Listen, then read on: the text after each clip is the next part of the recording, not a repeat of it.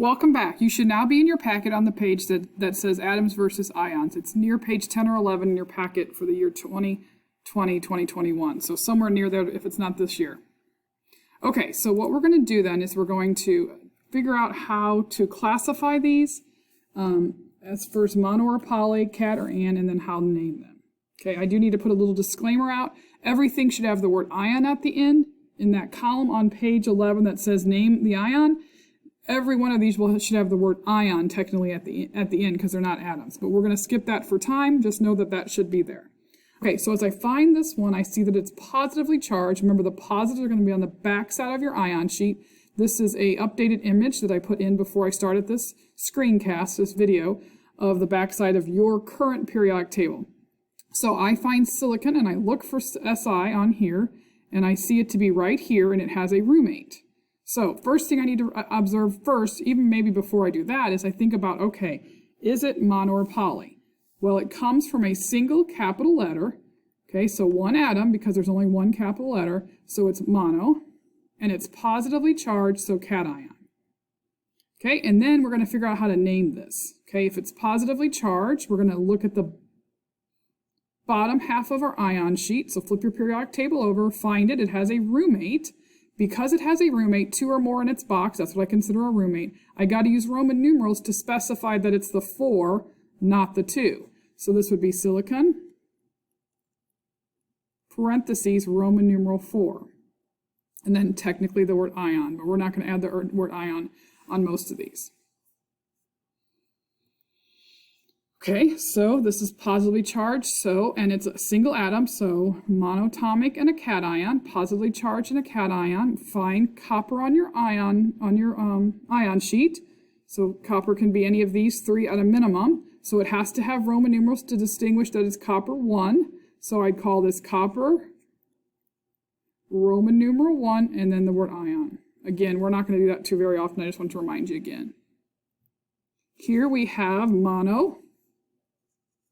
And it's a cation, single capital letter, so single atom, monatomic, cation because it's positive. I look for cobalt here.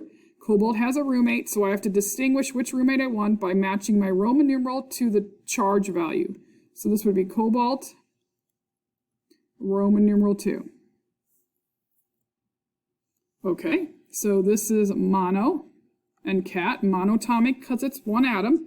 One capital letter, cat because it's positively charged. Lithium is right here. It does not have a roommate, so I would not, should not, could not use Roman numerals. I would just call this lithium, and then if we were being official, we'd say ion. No Roman numerals because it does not have a roommate, meaning it only has one possible positive charge, so I don't need to distinguish what the charge is. I already know because it can only be a +1. Here we have mono and cat. Find Ag. I find Ag down here. And it is silver without any Roman numerals because no roommate. Okay, this is our first negative. So our negatives are going to be our anions, and they're going to be at the top half of your ion sheet. So same place on the back of the periodic table, and you're going to look in each section for the same setup that we have here. So first of all, we know it's mono because it's a single capital letter, and we know it's an anion because it's negative. Now that we know that, we're going to look in each of the 3 sections for O2-. You should see it right here in the 2-, right, section, and this is called oxide. Here we have mono and anion, and it's in the -2s, so it's going to be sulfide. Got to be spelt right because you're not spelling it really, you're just copying it from it. You'll get a periodic table ion sheet, so you got to spell it correctly, matters. Okay, this is polyatomic, 2 capital letters, nitrogen and oxygen, are 2 atoms acting as a unit, so it's a polyatomic ion. And then I'm going to look for NO2, 1- in the 1- group. So NO2 is going to be nitrite. Very important that I spell it correctly. Here I have a polyatomic anion, negatively charged anion, 2 or more carbon and oxygen atoms acting as a unit poly. So I'm looking in the -2, and I'm going to see that's carbonate. You should be filling out your notes. I hope you are.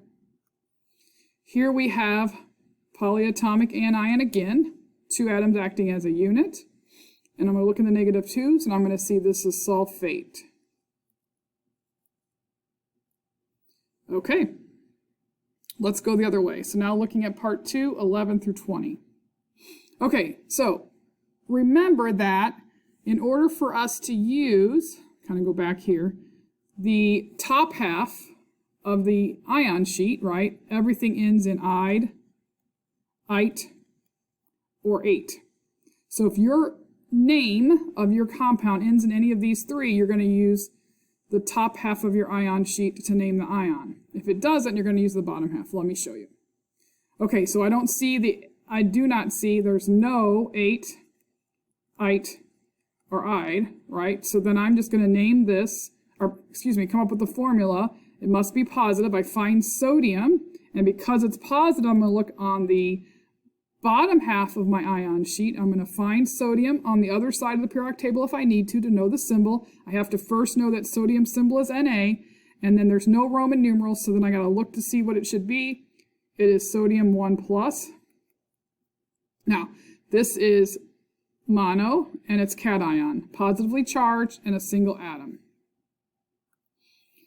Okay, this time I have a Roman numeral, so then I know that it's going to be a positive charge.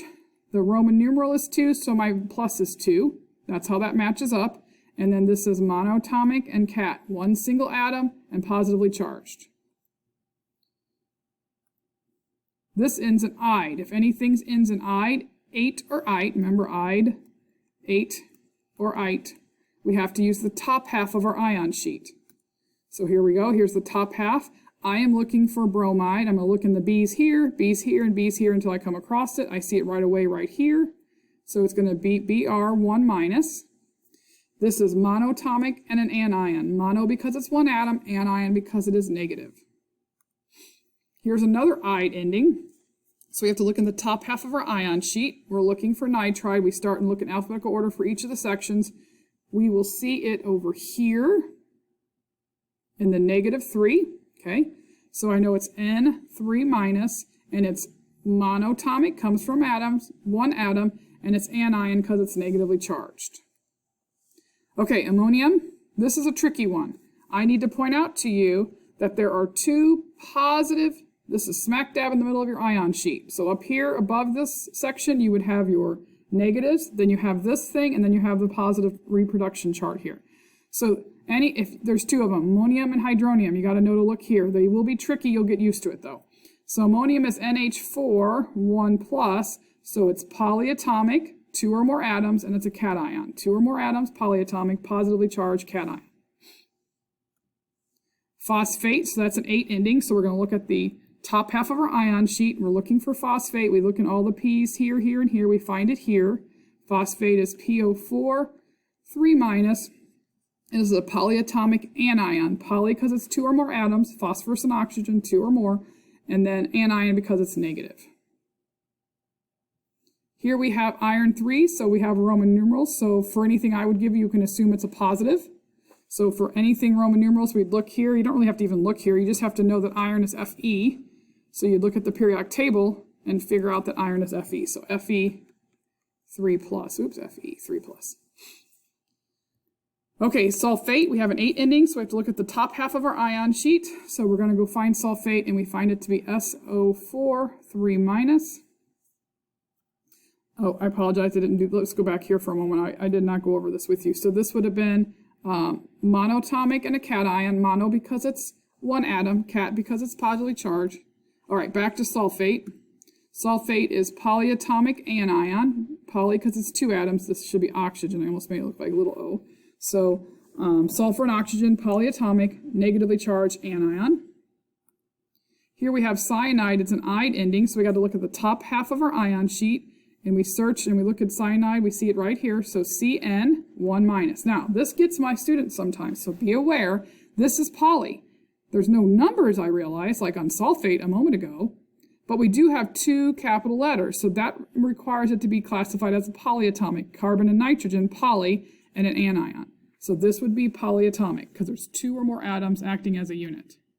And then hydrogen sulfide, we got an ide ending, so we look at the top half of our ion sheet again, and you see hydrogen sulfate, hydrogen sulfide. So HS1 minus, again, this is poly because it's 2 or more atoms, hydrogen and sulfur, and it is an anion.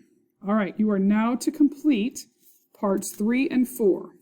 Parts 3 and 4, we will skip part 5. Please complete parts 3 and 4, ready to be turned in next time you see me in class, unless I state otherwise. Thank you.